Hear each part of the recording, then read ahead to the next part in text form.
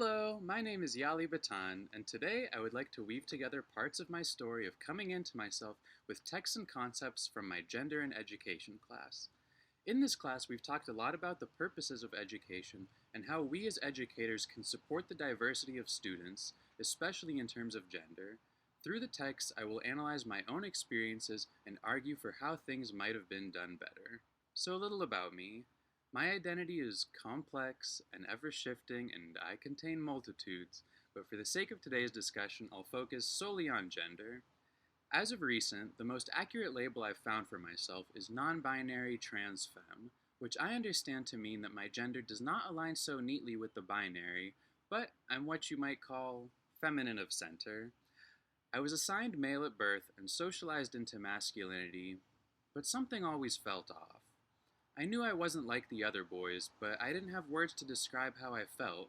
I was called gay a lot at school, which was kind of weird because I had definitely kissed more girls than some of the boys calling me that. Somehow, though, they knew I was different, but none of us really had the language to describe how. It might have been helpful if we had been given some lessons on LGBTQ+ concepts. To begin with, I would have simply heard the word transgender much earlier, giving me knowledge of possibility. It also could have taught us all the distinctions between queer and trans. As Eli Keane explains, queer has been positioned as an umbrella term to encapsulate all non-cis heteronormative identities, but not all trans people identify as queer. The word queer has evolved greatly over time in the socio-linguistic market, from meaning weird to an epithet for anyone who was not cisgender or heterosexual, and more recently, it has been claimed by many in the community. This is an excellent demonstration of what Eckert and McConnell-Genet describe as individual actions entering into broader discourse and being transformed. Further complicating this adoption, many binary trans people are heterosexual, and so do not feel that queer is an accurate term for their sexuality. Perhaps, if my bullies had known these distinctions, they might have been able to more accurately describe the difference they saw in me. As far as I can tell, they picked up on me not fitting into their narrow boundaries of what it means to be a man, and instead of simply allowing me to not be one of them, they simultaneously implied that I was not like them, but also that I should be like them. This incredible amount of confusion on all our parts could have been avoided if we were just given some knowledge and options. Sam Stiegler invites us to ask questions about what might have been done differently. How might our schools be different if students were allowed to take the lead in their own gendering?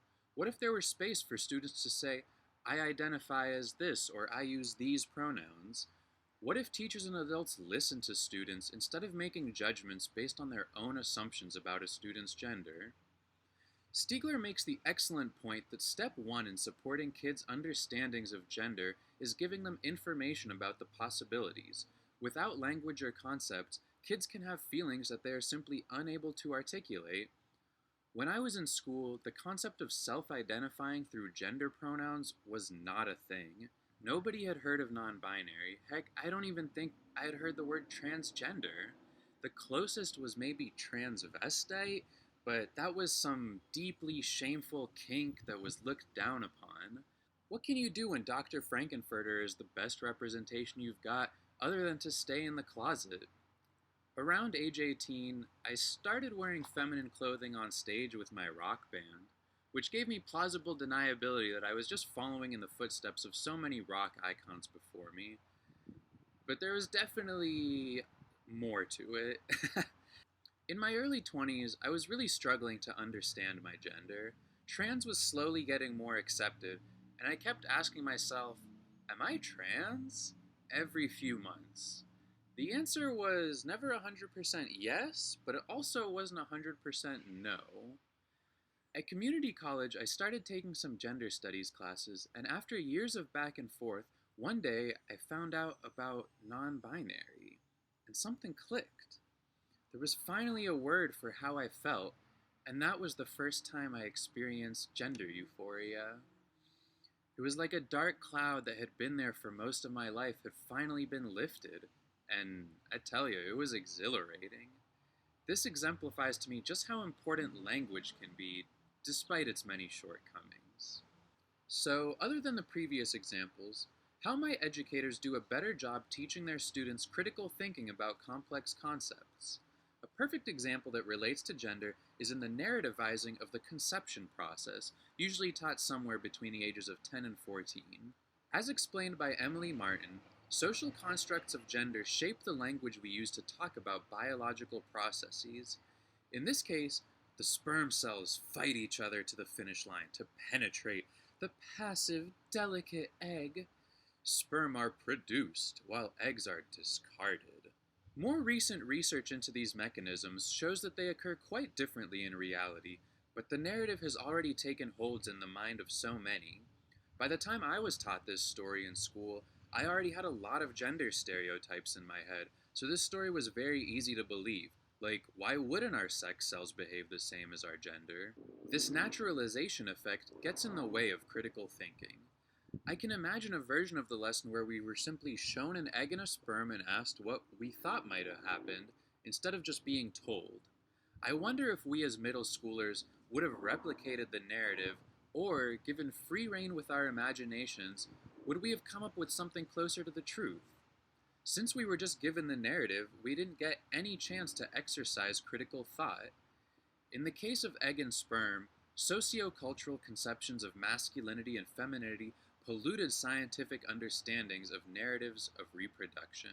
On the topic of how and what schools teach, I believe that the US has intentionally obfuscated the purpose of education. Schools should be teaching kids how to critically analyze the world around them and strive to make it better. However, this constant push for progress runs counter to what the ruling class wants, which is to keep their power. They do not have this power through being elected or by divine decree. They have it because they have, through various means, been the benefactors of generations of exploitation, violence, and legal crime. America has developed a rugged individualism that pits people against each other in the pursuit of personal wealth and comfort. This is not easy to let go of for even the most well-meaning people, because nobody wants to starve or be homeless. In fact, we have enough money and resources for nobody to have to suffer these indignities, but this class of people is kept around as a warning for what happens if one does not conform to the demands of our capitalistic society.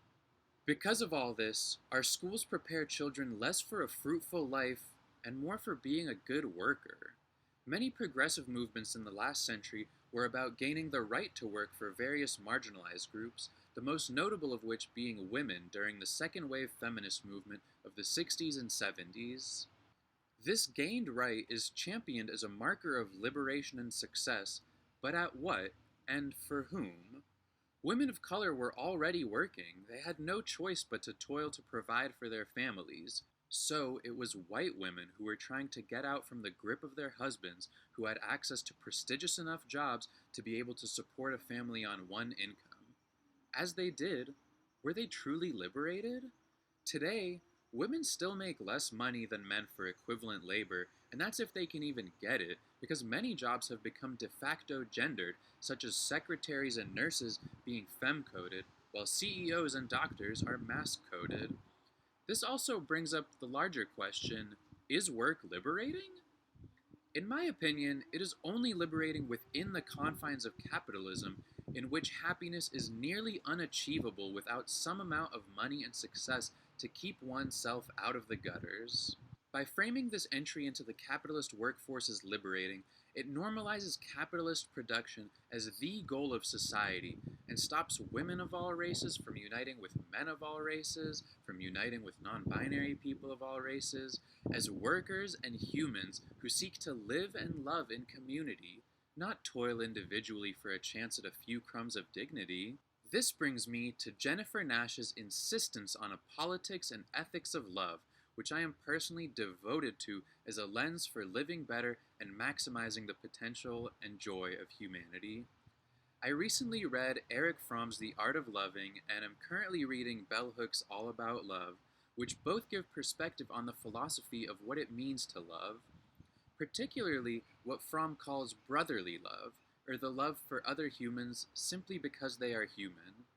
Being able to understand yourself and others as interconnected entities as opposed to individuals vying for livelihood allows for a deeper connectedness and understanding. That is not to say that one must like everyone else. Surely some people bother or harm us and are thus not owed kindness in return. But brotherly love allows us to see them as more than just those behaviors or actions we don't like, to see the whole human underneath. Nash describes Alice Walker's self-love ethic similarly, arguing that intense personal growth must be undertaken to transcend the self. That is, by unpacking deeply held beliefs, such as fear of difference, we can grow to not only love ourselves, but empower others to love themselves too, and to be able to see the love and light in all things. Through this radical self-work, social transformation can occur. This harkens back to what Dean Spade calls a trickle-up approach, in which the needs of the most vulnerable are centered as positions from which the greatest liberation can occur. This comes up in Eli Keene's discussion of queer as a political stance, one which does not cede to the status quo, but pushes to expand or even destroy it, to allow for and celebrate all people, regardless of their ability to conform to the mythical norms of white supremacy. Finally, this leads me to what queer has taught me about the importance of community. I truly would not be where I am today without the incredible queer and trans people I've met along the way, and the close friends I have now who see me and know me for who I am beyond just how I might present on a given day. They are there for me when I need them, and I am there when they need me. We recognize that alone we have very little power, but together we have solidarity and strength. I don't plan on having a traditional family, so as I get older, I will have to rely on my community, my chosen family, for support. Although my identity is complex, I essentially grew up as a white American male, and I never really had to develop much community because it was assumed that things would just work out somehow. I see this as actually a massive shortcoming of the most privileged individuals, that they're not equipped for things going any way except in their direct favor. When I was just starting to transition, I realized how unprepared I was for hardship. Meanwhile, I could see women and people of color and queer people and other marginalized people having a sense of resilience and compassion and care for one another. It was amazing to me that these people who had it so tough smiled much more than the white businessmen I would see, even though they were materially much worse off. It came to me that the shared experience of hardship creates a sort of unspoken bond and will to care that I just hadn't seen present in my own life.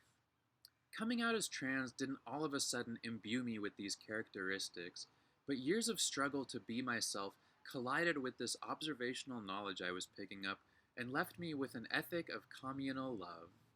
Really, the crux of the through line I've been weaving is that education must radically transform in form and function. Currently, American public schools operate more like indoctrination centers, teaching kids to separate themselves by gender, race, class, and so on, and getting them used to a lifestyle of being a productive member of capitalist society, regimented by strict schedules and unquestionable authority in the form of teachers, principals, security, and so on. I instead advocate for a child-first approach, where students' identities and interests guide their learning, as opposed to acquiescing to whatever they are told to do. By trusting students to know who they are and what's right for them, and creating an open and inclusive environment where nobody feels left out, we can foster the best outcomes for their future lives, whoever they may become. This does not simply mean creating a safe space hug box where kids aren't challenged, quite the opposite. It means pushing students to think critically about why we accept certain things as a given, and how else we might be able to conceive of complex concepts in our world. Thank you. My name is Yali Batan, signing out.